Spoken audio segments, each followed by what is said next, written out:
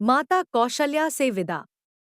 अपने पिता एवं माता कैकेयी के प्रकोष्ठ से राम अपनी माता कौशल्या के पास पहुंचे। अनुज लक्ष्मण वहां पर पहले से ही उपस्थित थे। राम ने माता का चरण स्पर्श किया और कहा, हे माता। माता कैकेयी के द्वारा 2 वर मांगने पर पिताजी ने भाई भरत को अयोध्या का राज्य और मुझे 14 वर्ष का वनवास दिया है।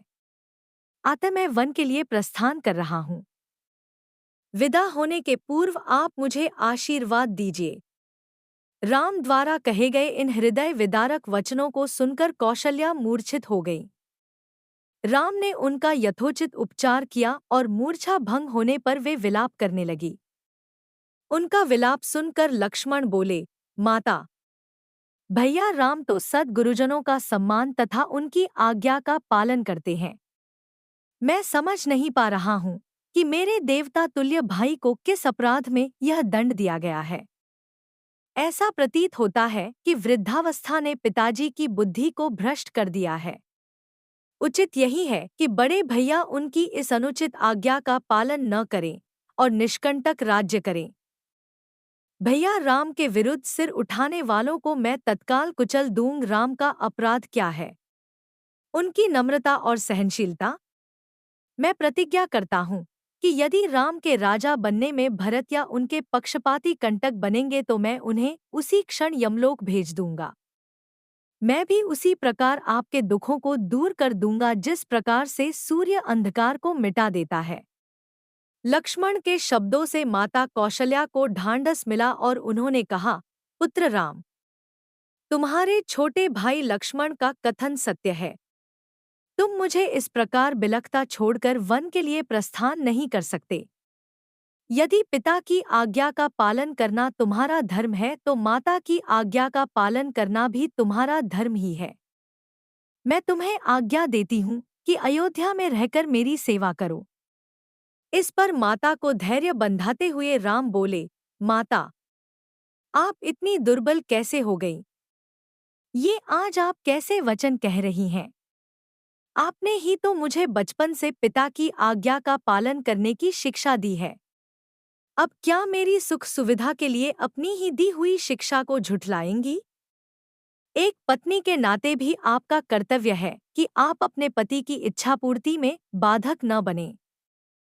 आप तो जानते ही हैं कि चाहे सूर्य, चंद्र और पृथ्वी अपने अटल नियमों से टल जाएं, पर राम के लिए पिता की आज्ञा का उल्लंघन करना कदापि संभव नहीं है। मैं आपसे निवेदन करता हूँ कि आप प्रसन्न होकर मुझे वन जाने की आज्ञा प्रदान करें, ताकि मुझे यह संतोष रहे कि मैंने माता और पिता दोनों ही की आज्ञा का पालन किया है। फिर वे लक्ष्मण से संबोधित हुए और कहा, लक्ष्मण, तुम्हारे साहस, पराक्रम, शौर्य और वीरता पर मुझे गर्व है। मैं जानता हूँ कि तुम मुझसे अत्यंत स्नेह करते हो, किंतु हे सौमित्र, धर्म का स्थान सबसे ऊपर है। पिता की आज्ञा की अवहेलना करके मुझे पाप, नरक और अपयश का भागी बनना पड़ेगा।